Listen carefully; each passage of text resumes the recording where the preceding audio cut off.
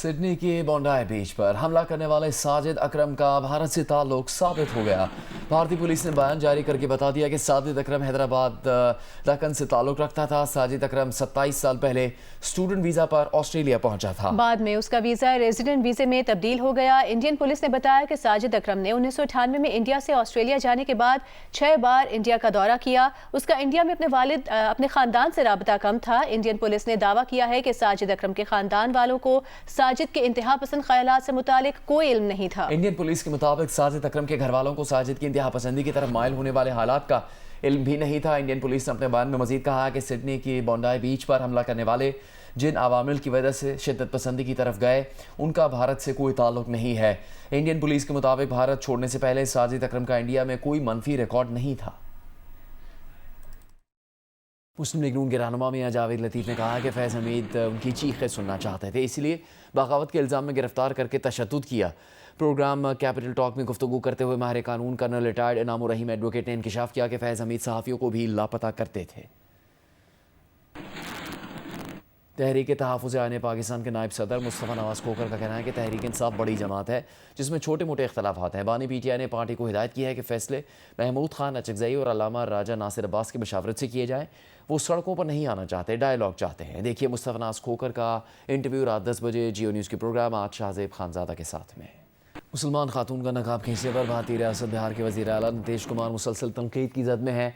इंसानी हकूक़ की तंजीम amnesty international India का कहना है कि किसी अवामी अहदेदार का हिजाब को ज़बरदस्ती हटाना उसकी इज़्ज़त, शनाख्त और ख़ुद मुख्तारी पर हमला है।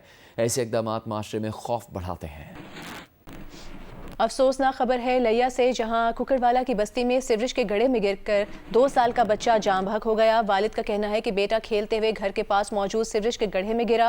अहले इलाका का कहना है कि इलाके में सीवरेज सिस्टम नहीं, अपनी मददाब के तहत सीवरेज के गड्ढे बनाए हैं। 6 साल से इंतजामिया को दरख्वास्त कर रहे हैं लेकिन कोई पुरसाने हाल नहीं। बच्चे के वालिद और अहले इलाका ने वज़ीर आला पंजाब मरियम नवाज से सूरत हाल का नोटिस लेने का मुतालबा किया है।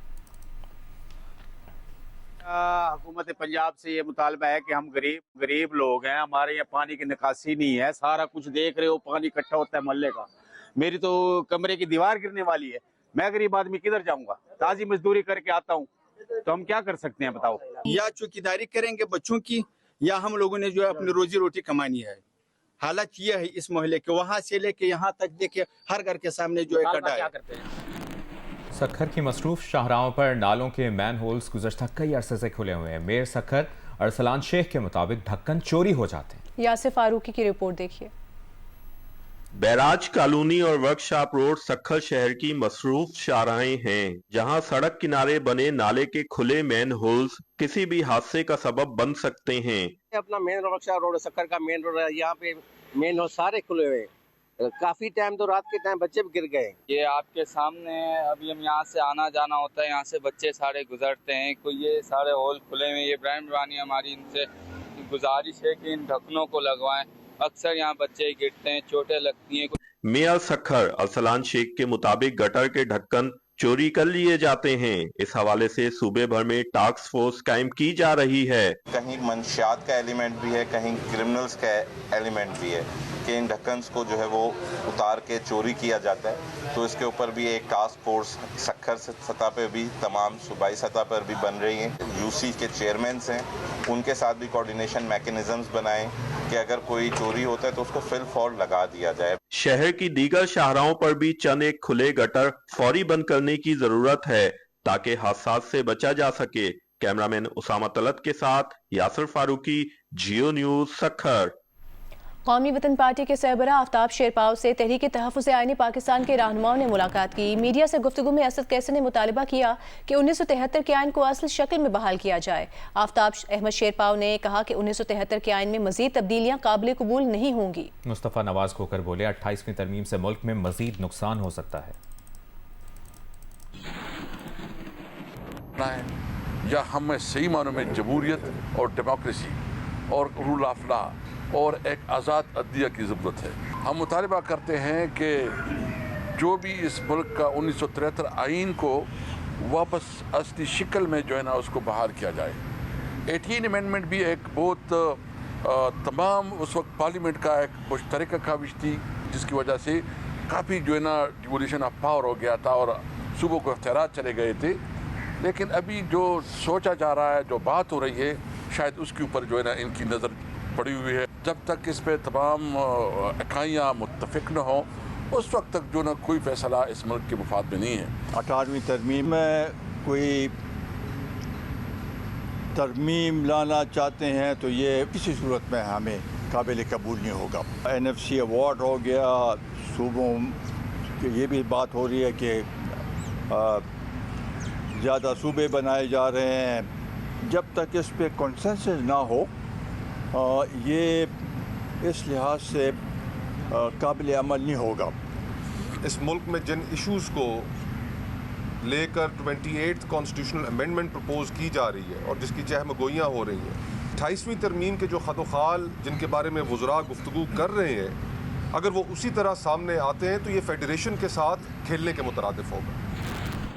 گنے کی کرشنگ سیزن میں کراچی کے جوڑیا بازار میں 2 دن کے دوران چینی کی قیمت 8 روپے کم ہو کر 148 روپے فی کلو ہو گئی. ریٹیل میں 1 کلو چینی کی قیمت 160 سے 180 روپے. کراچی جوڑیا بازار میں 2 دن میں چینی کی قیمت 8 روپے کم ہو کر 148 روپے فی کلو ہو گئی. 50 کلو چینی کی بوری 7,400 روپے کی ہو گئی, جو نومبر میں 11,300 روپے کی بلند ترین سطح تک گئی تھی. ایک مہینے میں 50 کلو چینی کی بوری 2,900 روپے سستی ہوئی ہے. کلو چینی کا بھاؤ 58 روپے کم ہوا ہے. جوڑیا بازار کا عمومی دھیان چینی کے بھاؤ مزید کم ہونے کا ہے. ریٹیل بازار میں چینی کا بھاؤ ہول سیل سے نئی قیمت کی سپلائی کے ساتھ کم ہوتا جا رہا ہے. ریٹیل میں قیمت 160 روپے بھی ہوئی ہے اور 180 روپے کلو بھی ہے. اسپیکر بلوچستان اسمبلی نے بلوچستان لیگز پر سردار عبدالرحمان کھیتران کی سربراہی میں کمیٹی بنانے کا اعلان کیا ہے. National cyber crime investigation agency کے ریجنل ہیڈ کو طلب کر لیا گیا. اسپیکر بلوچستان اسمبلی نے کہا کہ جن ارکان کی کردار کشی کی گئی وہ کمیٹی میں شامل ہوں گے. وزیر اعلیٰ بلوچستان نے کہا کہ شروع دن سے کہہ رہے ہیں کہ سوشل میڈیا بے لگام ہو گیا ہے. سوشل میڈیا کو لگام دینے کے لیے قانون بنانا ہوگا. سردار عبدالرحمان کھیتران کے خلاف پوسٹ کرنے والے نے اصل نمبر سے پوسٹ کی, 2-3 کو مثال بنایا تو آئندہ کوئی کردار کشی نہیں کرے گا. اسمبلی اجلاس میں قائد حزب اختلاف میر یونس عزیز زہری نے کہا سوشل میڈیا پر بلوچستان لیگز کے نام سے MPAs اور وزراء کو بدنام کیا جا رہا ہے. متعلقہ شخص پر سائبر کرائم میں کیس کیا جائے. صوبائی وزیر عبدالرحمان کھیتران نے کہا کہ بلوچستان لیگز کے تانے بانے جہاں جا رہے ہیں ہمیں پتہ ہے, اعلیٰ سطح کمیشن بنا کر بلوچستان لیگز کی تحقیقات کرائی جائیں.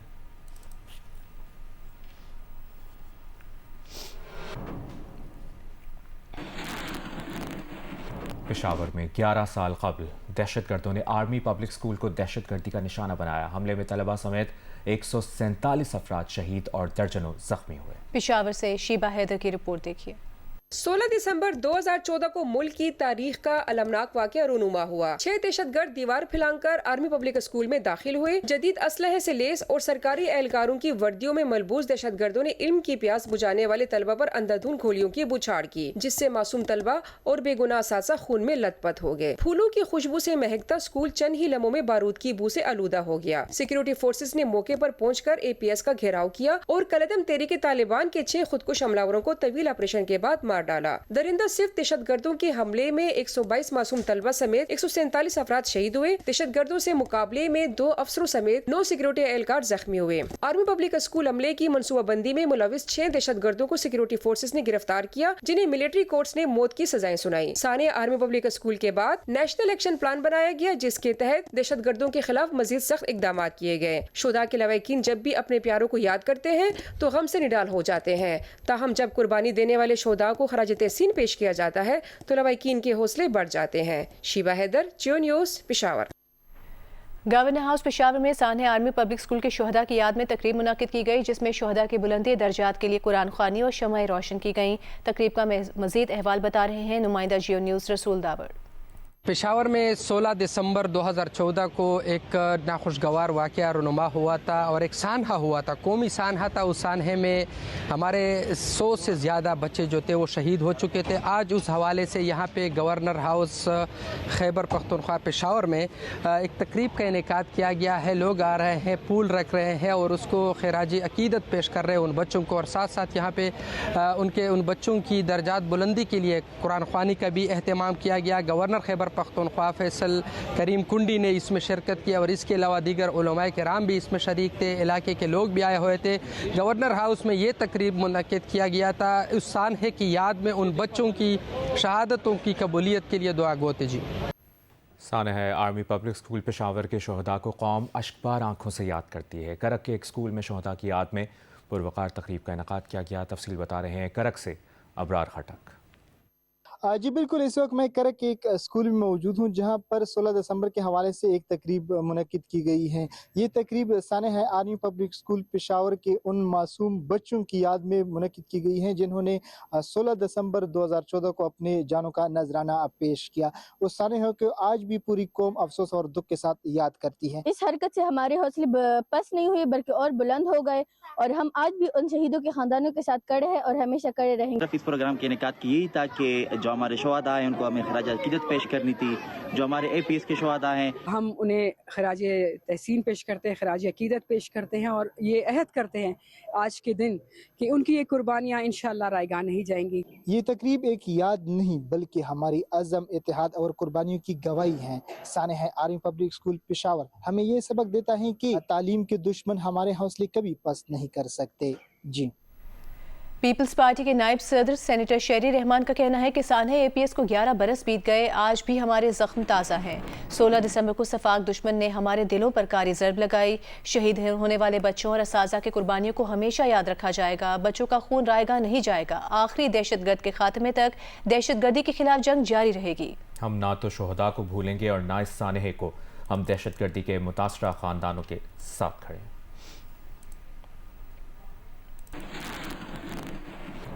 لاڑکانہ میں گیس سلنڈر دھماکے سے 5 گھروں کی چھتیں اڑ گئیں، بیشتر مکانات کی دیواریں گر گئیں، ملبے تلے 5 بچے دب گئے جن میں سے 4 کو ریسکیو عملے نے نکال لیا ہے۔ ایک بچے کی تلاش جاری ہے۔ ریسکیو ذرائع کے مطابق ملبے سے نکالے جانے والے بچوں میں 4 بہنیں ہیں، ایک بچہ جواد اب تک ملبے تلے دبا ہوا ہے۔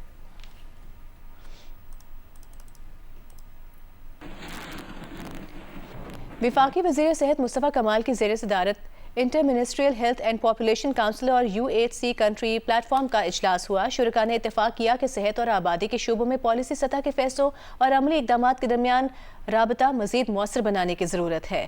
وفاقی وزیر صحت نے متعلقہ اداروں کو ہدایت کی کہ کونسل کے طے شدہ ایجنڈے کے مطابق اقدامات پر عمل درآمد کو یقینی بنایا جائے۔ اجلاس میں اس بات پر بھی اتفاق کیا گیا کہ ہیلتھ اینڈ پاپولیشن کونسل صحت اور آبادی سے متعلق پالیسی امور میں وفاق اور صوبوں کے درمیان رابطہ کاری کے مؤثر فورم کے طور پر کردار جاری رکھے گی۔ وزیر اعلیٰ خیبر پختونخوا سہیل آفریدی کا لیڈی ریڈنگ اسپتال میں مریض بچے کے والد کی دہائی کی ویڈیو سامنے آنے پر لیڈی ریڈنگ اسپتال کا دورہ انہوں نے کیا۔ وزیر اعلیٰ کا کینسر سے متاثرہ بچے کا مفت علاج کرانے کا اعلان۔ واقعے کے ذمہ داروں کے خلاف کارروائی کی ہدایت کرتے ہوئے کہا کہ علاج میں غفلت ہرگز برداشت نہیں کی جائے گی۔ بچے کے والد کا کہنا تھا کہ بچے کو علاج کے لیے شب قدر سے تشویشناک حالت میں لیڈی ریڈنگ اسپتال لایا گیا، اسے کبھی ایک اسپتال اور کبھی دوسرے اسپتال بھیجا گیا۔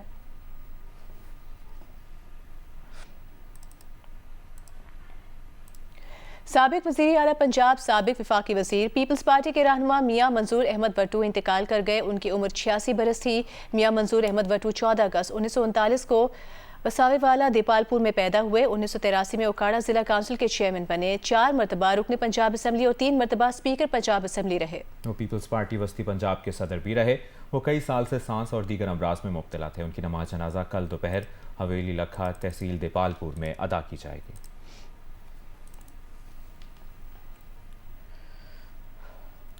ابھی آپ کو بتائیں، وفاقی وزیر امور جموں کشمیر انجینئر امیر مقام نے کہا ہے کہ آزاد کشمیر اور GB کے عوام پاکستان کے سپاہی ہیں۔ ہماری عوام پاک فوج کے ساتھ شانہ بشانہ کھڑی ہے۔ NFC ایوارڈ میں بھی کشمیر کو شامل کیا جائے گا۔ کوٹلی میں بھی دانش اسکول جلد تعمیر ہوں گے۔ کوٹلی آزاد کشمیر میں وفاقی وزیر انجینئر امیر مقام نے کوٹلی کا دورہ کیا۔ امیر مقام نے Kotli university of management sciences میں تقریب تقسیم لیپ ٹاپ میں شرکت کی اور یونیورسٹی آف کوٹلی میں 385 طلبہ و طالبات میں لیپ ٹاپ تقسیم کیے۔ امیر مقام کا کہنا تھا کہ جموں کشمیر میں وزیر اعظم پاکستان کی جانب سے طلبہ کو ہر سہولت دی جائے گی۔